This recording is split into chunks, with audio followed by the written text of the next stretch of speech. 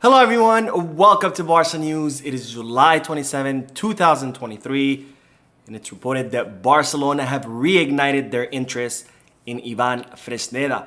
Also, a new club have entered the race for the signing of Julian Araujo, and finally, Barcelona have made official 2 more exits. We have a lot to discuss, so let's begin.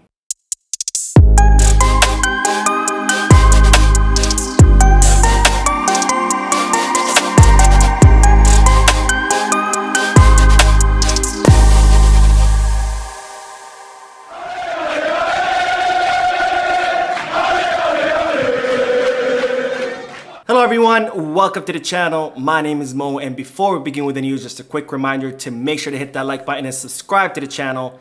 It goes a long way in helping this channel continue to grow. Also, if you are looking for any Barcelona jerseys or merchandise, including the newest Barcelona jersey for the 2023-2024 season, make sure you hit the kickback.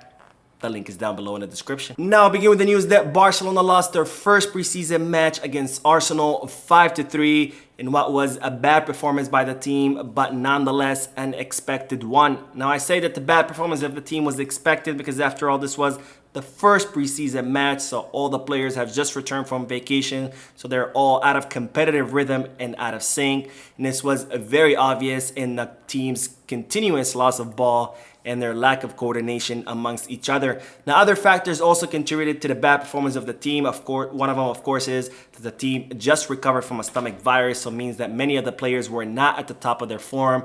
Also means that they didn't get to practice at the top of or highest level either, because again, they were still recovering from this virus.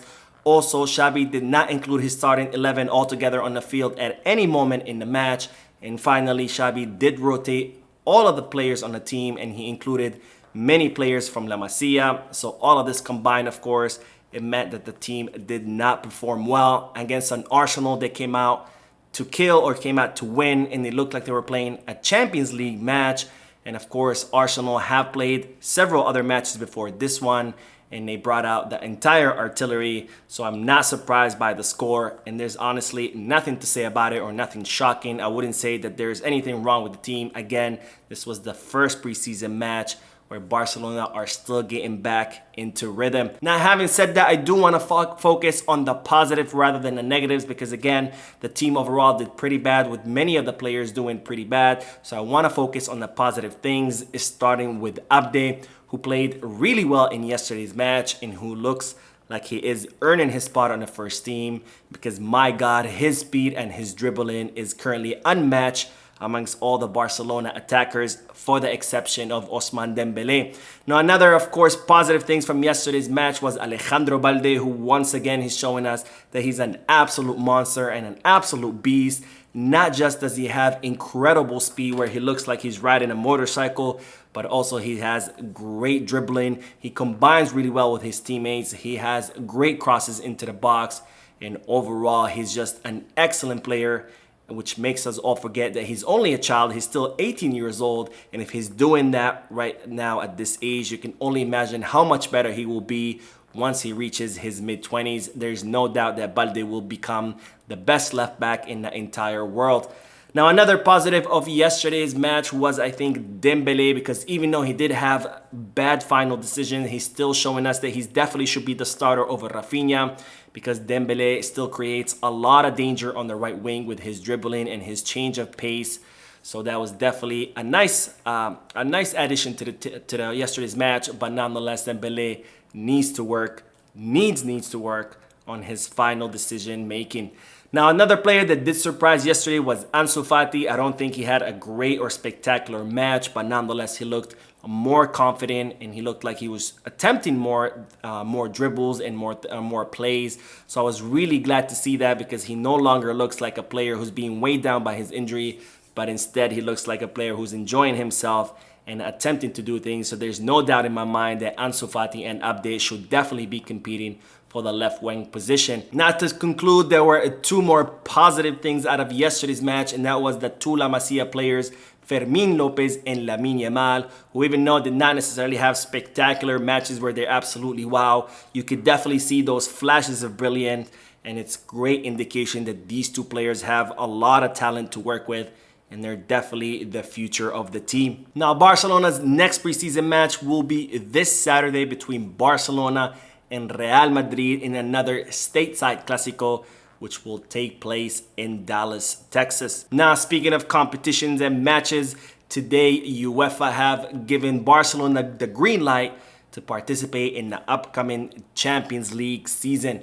Now, as reported previously, UEFA sent inspectors to Barcelona in order to investigate the allegations that the club had tried to bribe referees or influence the competition through the hiring of the consultant Enrique Stegrera. And after UEFA found no evidence of these allegations, they have decided and they have officially communicated to Barcelona that the club will be allowed to participate in the UEFA's Champions League for this upcoming season.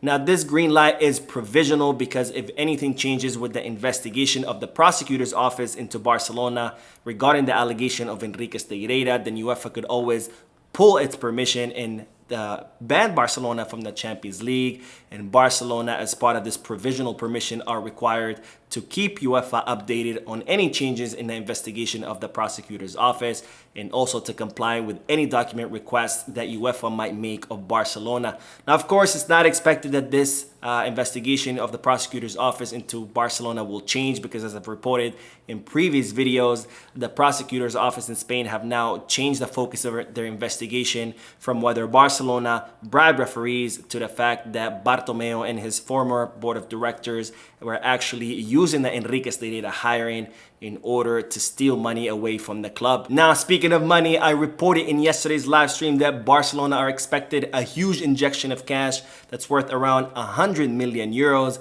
and we yet don't know where this money will come from, with many people speculating that could be a Saudi investors, with others speculating that it could be a Qatari investors, and with some even speculating that it would be the sale of Barca Studios. But nonetheless, we don't know exactly where this money will come from. But what we do know is that Barcelona are expecting a huge cash injection that could be announced these upcoming days. Now, if Barcelona do receive this injection of cash, which is expected to happen, then Barcelona will be able to register all the contract renewals and all the new signings, and also Barcelona will go back to the 1-to-1 rule, which means that the club will be able to sign players without any difficulties or complications. Now, it's reported that La Liga have already approved this injection of cash because it's part of the viability plan that Barcelona had presented to La Liga prior to the opening of the summer transfer market. So as soon as this deal is announced, again, La Liga have already approved it, so Barcelona will be able to go back to the 1-to-1 rule and will be able to make signings without any problems. Now, since Barcelona are expected to go back to the 1-to-1 rule and will have margin to sign more players with the injection of this cash, it's reported that the club have now reignited their interest and have started negotiations with Real Valladolid for the Spanish right back Ivan Fresneda. Now, as I mentioned in many videos before, Ivan Fresneda is one of the most promising right backs currently in La Liga, and his current team, Real Valladolid, just got relegated to the second division. So as a result, he is looking to leave and he's looking for a new club. Now, as reported previously, Barcelona had already met with the player and his entourage, and the player has agreed to wait for Barcelona until Barcelona can be able to sign more players. And so far, the player has kept his word or lived up to his promise, having rejected deals from other clubs, including the Bundesliga club Dortmund. Now, since Ivan Fresneda seems to want to join Barcelona, the club have now started negotiations with Real Valladolid, and it seems that Real Valladolid are pointing to the player's release clause worth 20 million euros, which Barcelona are not willing to pay. So the club will have to continue negotiation with Real Valladolid, and it's reported that Barcelona think that they can convince Real Valladolid by offering them 10 million euros fixed, plus another 10 million euros in variables. Now, the other option for Barcelona in the right back position will be to sign Joao Cancelo from Manchester City on a one-season loan, but it's reported that this operation could cost 20 million euros in fees and the player's salary. So it doesn't make sense to pay 20 million euros for a one-season loan when Barcelona can pay the same amount to sign a 20-year-old right back who Barcelona could end up keeping for many years to come. Now, speaking of right backs, it's reported that another team has joined the race for the Mexican Julian Araujo, who Barcelona have extended his summer vacation so he can finalize his transfer and avoid joining the team during the summer preseason. Now, Julian Araujo hasn't played a single game for Barcelona since signing in the winter transfer market because La Liga rejected the registration of the player. So Barcelona are now looking to send him out on loan so he can get exposure to European and top-flight football in Spain. And as reported previously, Las Palmas currently have an offer standing for to sign Julian Araujo on loan, and also the Portuguese club Porto. Now, it's reported that Julian Araujo has rejected joining Porto because he doesn't want to leave the Spanish league, and the new club have joined the race for the Mexican defender, and that team is Osasuna. Now, Barcelona have no preference of where Julian Araujo goes, so that the decision to which club he will join will be entirely in the player's hand.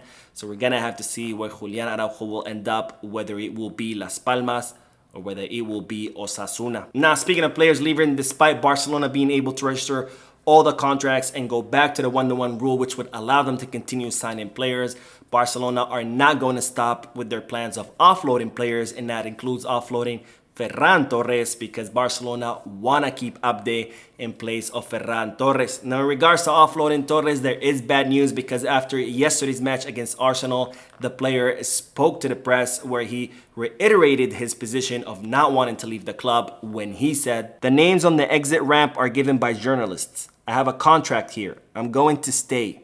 I don't care what everyone says about me. I'm going to work as hard as everyone else. I'm the first to be self-critical. It wasn't a good season last year, but I learned a lot. These ups and downs have helped me to be stronger now." So not good news on the Ferran Torres front, which the club are working really hard to convince the player to leave.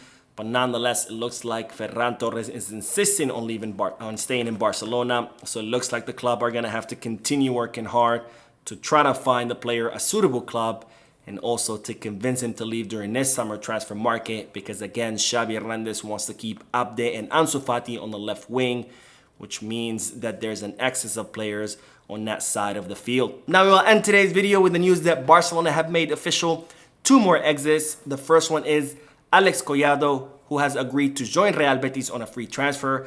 However, Barcelona has reserved the rights for a percentage of any future sales. Now, the second exit that Barcelona have made official is that of Shadi Riyad, who I had initially reported that he was joining Real Betis on loan. However, other sources came out and saying that Barcelona have permanently offloaded the player, and I reversed my stance, which I shouldn't have done, and I should have trusted my initial sources, because Barcelona today confirmed that Shadi Riyad is indeed joining Real Betis, not on a permanent transfer, but on a 1-season loan with an option to buy. So that is it for today. I hope you enjoyed the video. If you did, please give me a like. Also, I would like to invite all of you to please leave a comment down below, giving me all your thoughts and opinions about all the news that I share with you. Finally, I would like to invite all of you to please subscribe to the channel so you can stay current on all the latest news in regards to our beloved club, FC Barcelona. Thank you for watching. I will see you in the next video. And as always, Visca Barça.